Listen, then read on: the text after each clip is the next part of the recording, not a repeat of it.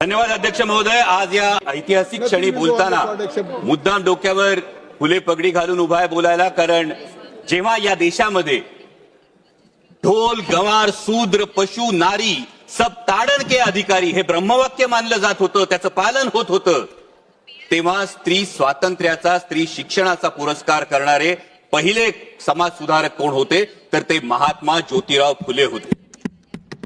जेव्हा पूर्ण चेहरा झाकला जाईल असा घुंगट ओढून चूल आणि मूल यापर्यंतच महिलेला राखून ठेवलं जात होतं, तिला बंधनात ठेवलं जात होतं, माणूस म्हणून सुद्धा जगण्याचा अधिकार नाकारला जात होता, तेव्हा ज्यांनी उंबरठा ओलांडला, शेणगारा सोसला, पण स्त्रीला अक्षरांची ओळख करून दिली, तिला तिच्या स्त्रीत्वाची जाणीव करून दिली, त्या क्रांतीज्योती सावित्रीबाई फुले, या फुले दाम्पत्याचं फार मोठं योगदान या संपूर्ण प्रवासात आहे. आणि आज नारी शक्ती वंदन अधिनियमाच्या अंमलबजावणीची चर्चा करत असताना महात्मा ज्योतिराव फुले आणि क्रांतीज्योती सावित्रीबाई फुले यांना अभिवादन करणं आपणा सर्वांचं कर्तव्य आहे. आणि त्याच वेळी त्यांच्या द्विजन्म शताब्दी वर्षातही अजूनही त्यांना भारतरत्न पुरस्कार आपण देऊ शकलो नाही, हे देशाचं दुर्दैव आहे. अध्यक्ष महोदय, महात्मा ज्योतिराव फुले तथागत भगवान गौतम बुद्ध आणि संत कबीर यांना गुरुस्थानी मानणाऱ्या डॉक्टर बाबासाहेब आंबेडकरांनी जे इंग्लंड अमेरिकेला जमलं नाही ना ते करून दाखवलं. संविधानाच्या अंमलबजावणीपासून पहिल्या दिवसापासून हा महिलांना मतदानाचा अधिकार दिला. आणि ही नररत्न ज्या महाराष्ट्रात जन्मली त्या महाराष्ट्राचा मी मावळा आहे.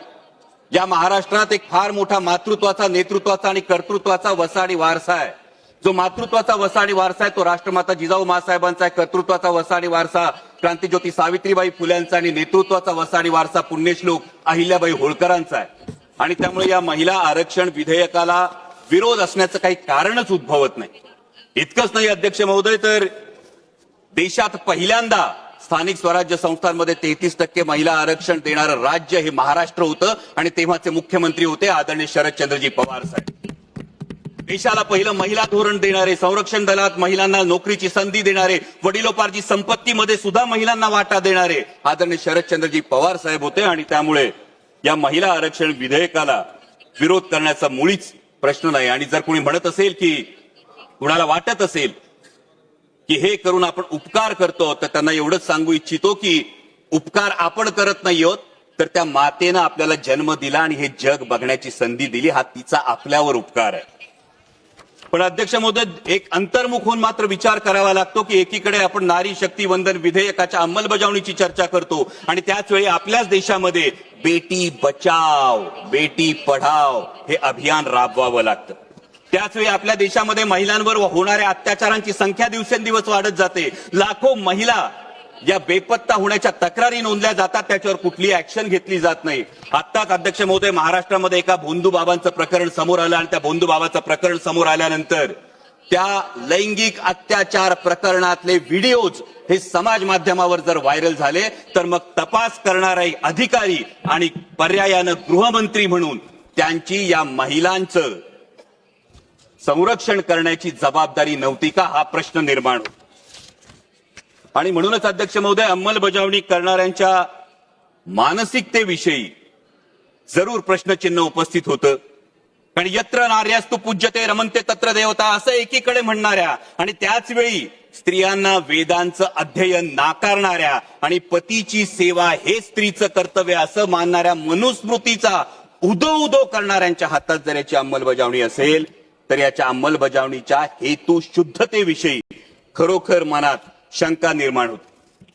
कारण अध्यक्ष महोदय, खरं तर जसं मगाशी माझे सहकारी अरविंदजी सावंत यांनी म्हटलं त्या पद्धतीनं संपूर्ण विरोधी पक्षाचं हेच मत होतं की नारी शक्ती वंदन विधेयक हे 2024लाच लागू करा, द्या आमच्या बहिणींना हक्काचा अधिकार, द्या आमच्या बहिणींना या पार्लमेंटमध्ये आणि विधानसभेमध्ये प्रतिनिधित्व. आणि हे फार सोपं होतं करणं. आणि हे आवर्जून सांगतो कारण उद्या हे सांगितलं जाईल की विरोध केला, पण विरोध या गोष्टीला नाही, अंमलबजावणीच्या पद्धतीला मात्र नेमका विरोध.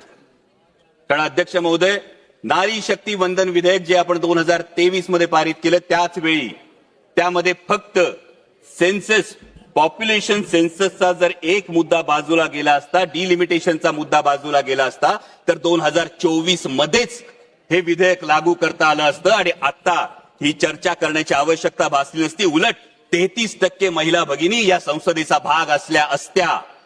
परंतु आता मात्र जे विधेयक आणलंय ते महिला विधेयकाच्या आडून एक वेगळा कावा तर खेळला जात नाही ना, हा प्रश्न उपस्थित होतो.